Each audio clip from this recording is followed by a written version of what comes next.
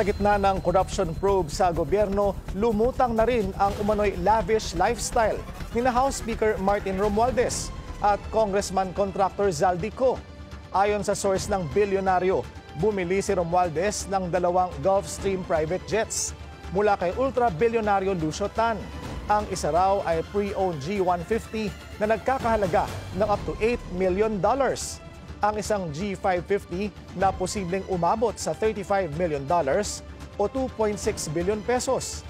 Nakapark daw ang aircraft sa hangar ni Tan at nakuha na raw nito ang atensyon ng Malacanang. Si Zaldico naman na nasa Amerika, pinupull out na umano ang kanyang sariling fleet ng luxury jets at choppers sa Pilipinas.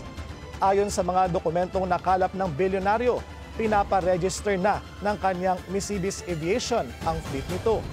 Partikular ang umano'y Gulfstream G350 na may halagang $36 million.